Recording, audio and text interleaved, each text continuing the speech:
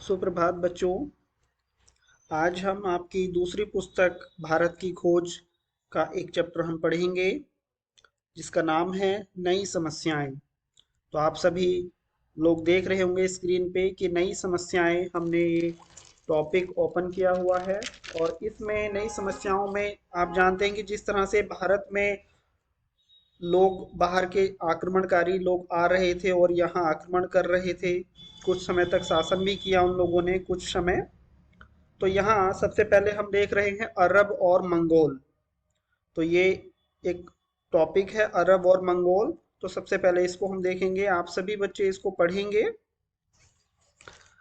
इस समय अरब और मंगोल में जिस समय हर्ष उत्तर भारत में शासन कर रहे थे, हर्ष यानी कि हर्षवर्धन जब शासन कर रहे थे उत्तर भारत में, और विद्वान वेंग सांग नालंदा में अध्ययन कर रहा था। एक विद्वान था वेंग सांग, वो नालंदा विश्वविद्यालय जो कि बिहार में स्थित है वहां पर वो अध्ययन कर रहा था।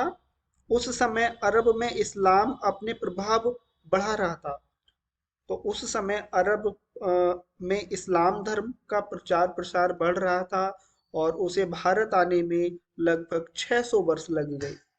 अरब वाले भारत के उत्तर पश्चिमी छोर पर ठहर गए, यानी कि अरब से जो लोग इस भारत की ओर आते वो वहां पर उत्तर पश्चिमी छोर पर ठहर गए, मतलब वो वहीं बस गए, वहां से आगे नहीं बढ़े। मध्य एशिया से आई तुर्क जातियां इस्लाम को लेकर भारत आईं।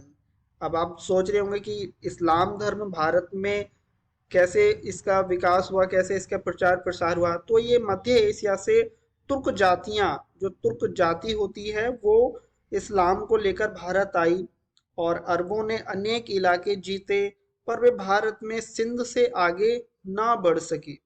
स्टार्ट शुरू में पहले सिंध प्रांत से, जो कि इस समय पाकिस्तान में स्थित है, वो सिंध से आगे नहीं बढ़ सके और सिंध बगदाद की केंद्रीय सत्ता से अलग होकर छोटा सा स्वतंत्र राज्य बन गया। आप लोग सभी जानते हैं कि स्वतंत्रता से पहले सभी छोटे छोटे राज्यों में बटा हुआ था पूरा भारत। तो ये सिंध बगदाद की केंद्रीय सत्ता से अलग होकर छोटा सा स्वतंत्र राज्य बन गया और भारत और अरब के बीच यात्रियों का आना जाना, राजदूतवासों की अदला बदली हुई, यानी कि भारत में यात्रियों का आना जाना भी रहा और राजदूतों का की अदला बदली भी होती रही। भारतीय पुस्तकों का अरबी में अनुवाद, यानी कि कुछ भारतीय पुस्तक थी उनका अरबी भाषा में भी अनुवाद। जैसा कि अभी बताया मैंने आपको कि भारतीय पुस्तकों का अरबी भाषा में भी अनुवाद होने लगा और भारत के पश्चिमी तट से व्यापार करने वाले कुछ लोगों ने भी इसमें हिस्सा लेना प्रारंभ कर दिया और धीरे धीरे भारतीयों को इस्लाम की जानकारी होती गई और इस्लाम धर्म के प्रचारकों का यहाँ भारत में स्वागत होने लगा और धीरे धीरे कुछ मस्जिदें भी बनने लगी। शासन या जनता ने इसका विरोध नहीं किया और सभी धर्मों का आदर करना भारत की प्राचीन परंपरा थी। आप सभी जानते हैं कि भारत में सभी धर्मों का सम्मान किया जाता है, इसीलिए यहाँ के लोगों ने उस धर्म का भी विरोध नहीं किया।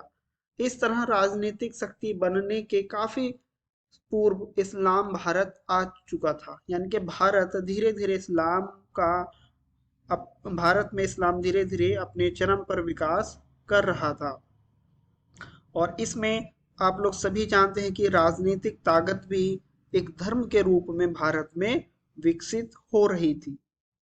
तो बच्चों आप सभी लोग इस टॉपिक को, ये जो अभी हमने पढ़ा अरब और मंगोल, की अरब क्षेत्र में मंगोल, अरब और मंगोल दोनों ने भारत में किस तरह से अपने आप को यहाँ पर लाए और किस तरह से यहाँ पर आकर भारत में अपना प्रचार प्रसार किया। तो सभी बच्चे इस टॉपिक को पढ़ेंगे और इस टॉपिक से जो आगे दूसरा टॉपिक है महमूद गजनवी और अफगान, आप सभी इसको भी एक बार पढ़िएगा और फिर हम अगली क्लास में आपका ये टॉपिक पढ़ेंगे।